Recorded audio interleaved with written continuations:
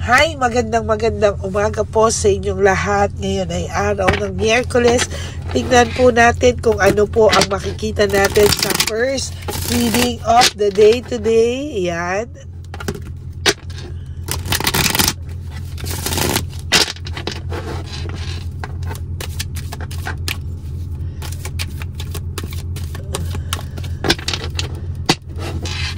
Tingnan po natin kung ano ang makikita natin sa first reading of the day today.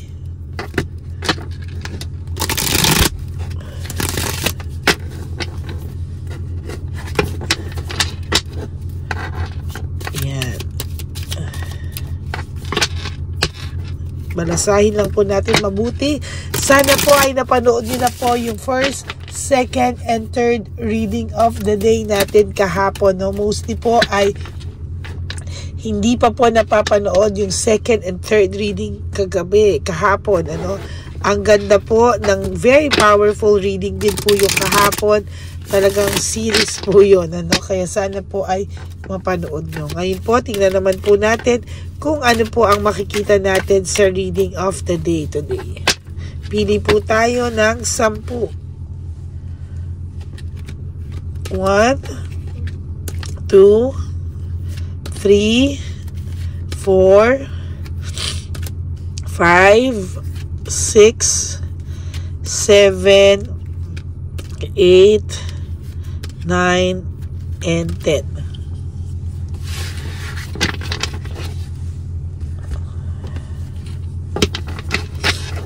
Ayan.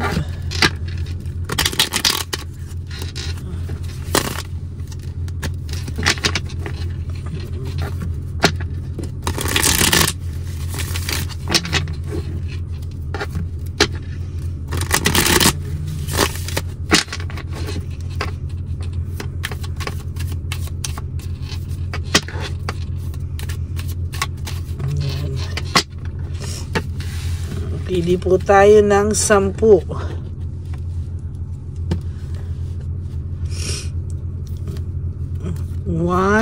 2, 3, 4, 5, 6, 7, 8, 9, 10.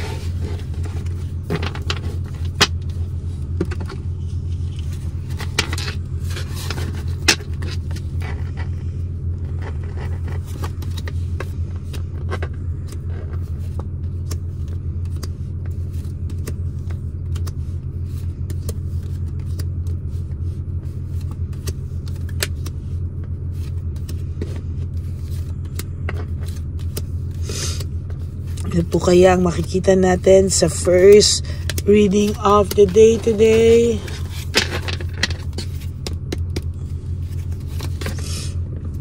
Wow, victory and success for you.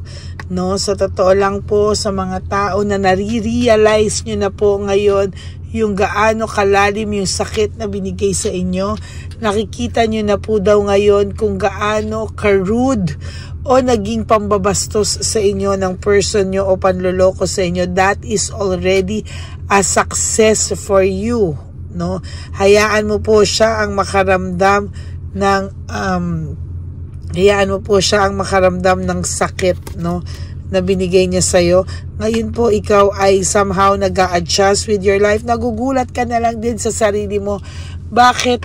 At wow, kaya ko palang mawala itong taong to. Kaya ko naman pala mabuhay kahit masakit, kahit na ano, nabubuhay pa rin ako. Each and every day, I am surviving, no? Ngayon, siya po ang nagpapanic attack. Siya po yung napapanik every time na nakikita niya o nakakabalita talaga siya sa'yo ng maayos ka, no? Ayaw ng taong ito makitang maayos ka kasi napapanik siya, no? Napapanik siya o naiinis siya, no? Ayaw niya nakikita na maayos ka. Dali natin yung title. Ayaw niya nakikita na nagiging maayos at nakaka-move on ka.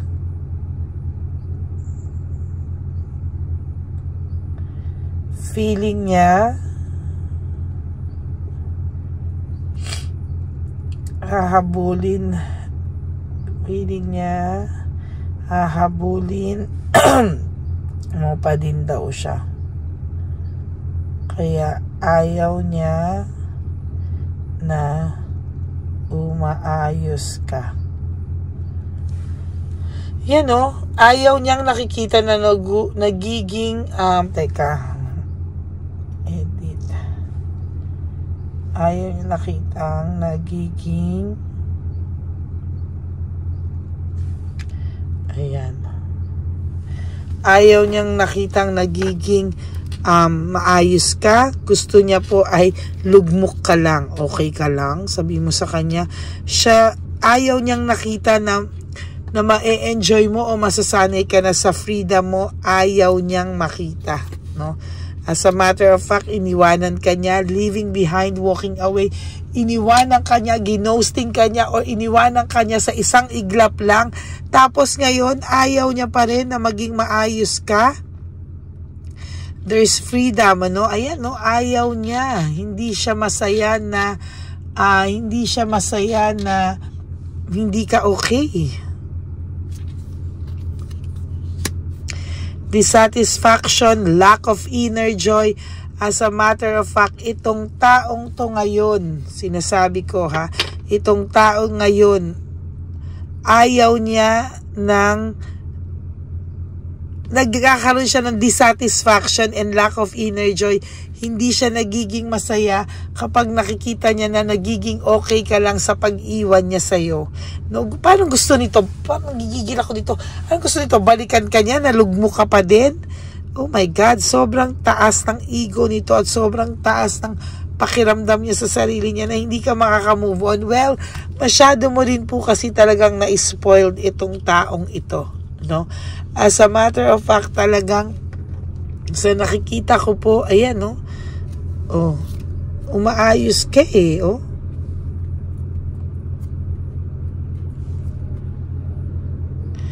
Umaayos ka po talaga. And as a matter of fact, talagang sa nakikita ko po dito, no, ay,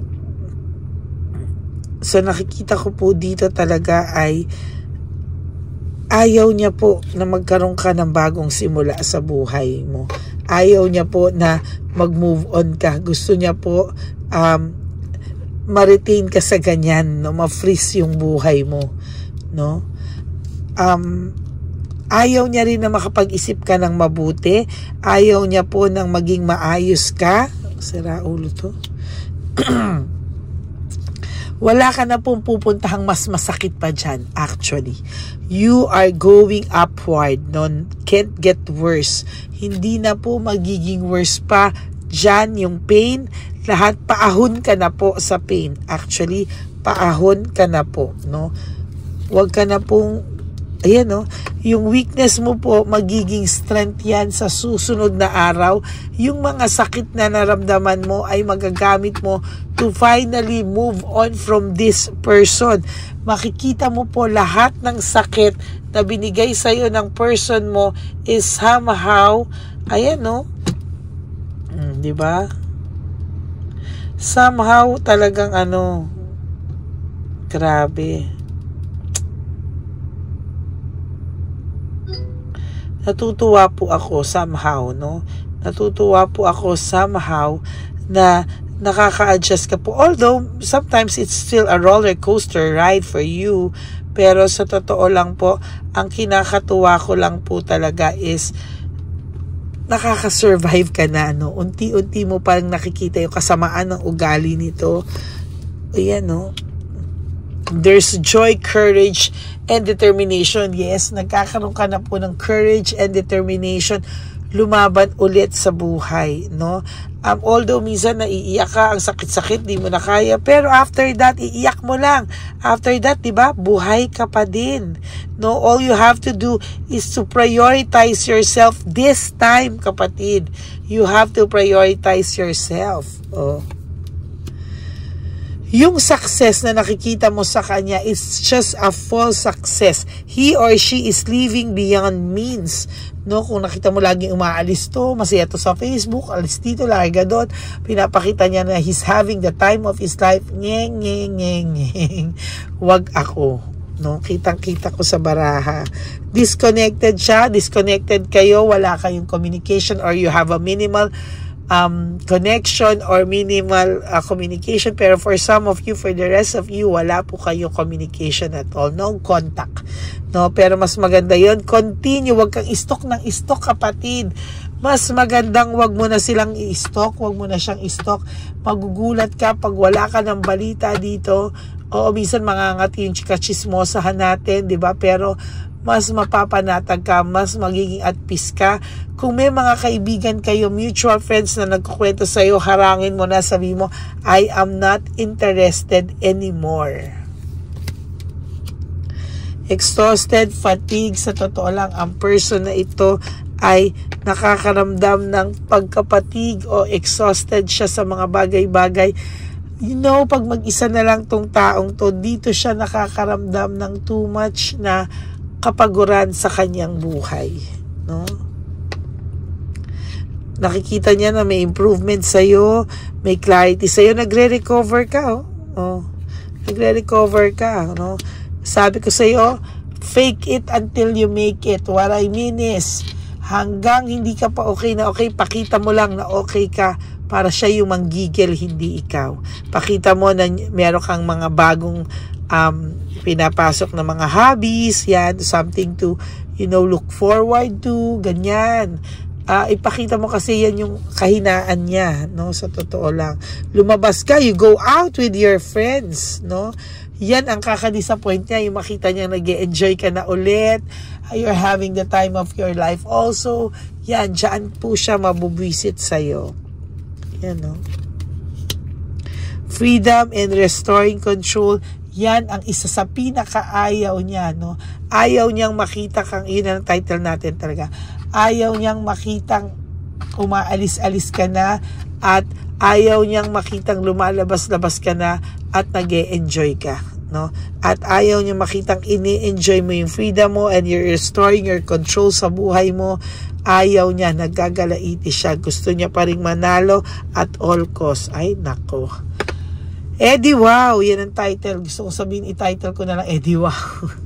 So that is your first reading of the day today. I hope you guys naka-resonate po kayo, mga kapatid. And if you do, please give me a like and comment down below. At sana po ay bago nyo mapanood nga ito ay napanood nyo na po yung first, second, and third reading of the day kahapon. Okay? So maraming salamat po sa inyong lahat. Please, no skipping of ads. And for those of you who would like to book a personal and private reading with me, you can message me po at Lady Lee Elena. That's L-A-D-Y-L-Y Elena. Nasa dulo po yan ng ating video. Diyan nyo lang po ako mako-contact. That's my only official and legit FB account. Paki-follow nyo na rin po yan. Why? Because nagra-random calls po ako sa aking mga followers. Kaya po, baka naman matadhana na makapag-usap tayo. Okay? So maraming salamat po sa inyong lahat. May God bless you all. To all my solid and ever loyal Lady Elena friends, family, and subscribers, I love you all from the bottom of my heart. God bless you all. I love you all. At sana wag po kayong malulungkot. I will be back for another reading for today. Another set of reading. The second reading of the day today. Yan, maraming salamat po sa inyong lahat. And lagi po ang bilin ko sa inyo that life is too short. Don't make it shorter by stressing yourself from all the pains and the heartaches na binigay sa inyo ng kahapon. Just surrender everything to the divine universe and just let go and let God write your life and love story. I will be back for another set of reading. Wag po kayong malulungkot. Just enjoy your day. And for those of you who would like to give me a super thanks for this video, I would really be grateful and be thankful po from the bottom of my heart. No skipping of ads, please. Please finish po from start hanggang finish. Okay? God bless you all. I love you all. And enjoy your Wednesday, no? Maging masaya lang po kayo at wag po kayong malulungkot. This is a great day and also a new beginning for you. So, kapit lang po kayo. at huwag kayong malulungkot. This is another day para mag-survive.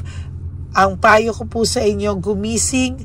Ang goal nyo lang is to everyday lang po, gigising at matutulog po kayo na nakasurvive kayo sa araw na to, bagong paglaban at bagong panalo mamayang gabi. Hanggang natapos nyo ang araw, nagawa nyo ang mga dapat nyo gawin, just look forward naman po sa kinabukasan.